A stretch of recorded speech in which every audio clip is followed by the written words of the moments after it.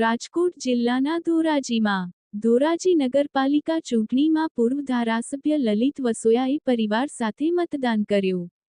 પૂર્વ ધારાસભ્ય લલિત વસોયા અને તેમના વૃદ્ધ માતુશ્રી શાંતાબેન જસમતભાઈ વસોયા 101 વર્ષે કર્યું મતદાન।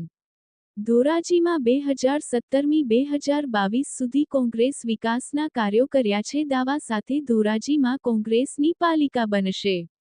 ધોરાજીમાં 36 બેઠકો કોંગ્રેસ કબજે કરશે। લલિતભાઈ વસોયા। રિપોર્ટર મતીન બાપુ સૈયદ ધોરાજી।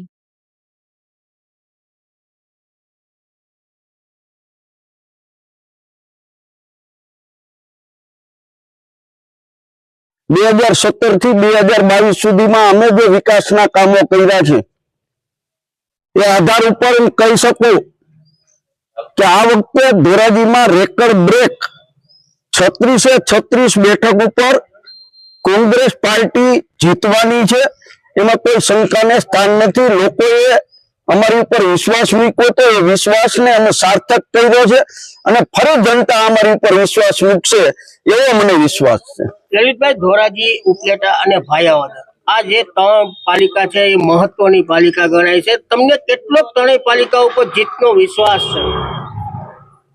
ત્રણેય નગરપાલિકાઓ ધોરાજી, ઉપલેટા અને ભાયાવદર ત્રણેય પાલિકાઓની અંદર સર્વશ્રેષ્ઠ અમારો દેખાવ છે। ભાયાવદરની અંદર પણ 2/3 થી વધારે બહુમતી કોંગ્રેસ પાર્ટી હાંસલ કરવાની છે। ઉપલેટાની અંદર ખનીજ માફિયાઓ સરકારી તંત્રનો દુરુપયોગ કરી કોંગ્રેસ પાર્ટીના 6 જેટલા ઉમેદવારોના ફોર્મ પાછા ખેંચાવ્યા છે, પરંતુ ત્યાંના મતદારની અંદર જે આક્રોશ છે જોતા પણ મને લાગે છે કે ઉપલેટા નગરપાલિકાની અંદર પણ અમે ખૂબ સારો દેખાવ કરી શકીશું। ઉપલેટા પાલિકાની વાત કરીએ તો ઉપલેટા પાલિકામાં પહેલેથી જ 5 સીટ ઉપર ભાજપ છે તે બિનહરીફ થઈ ગયું છે।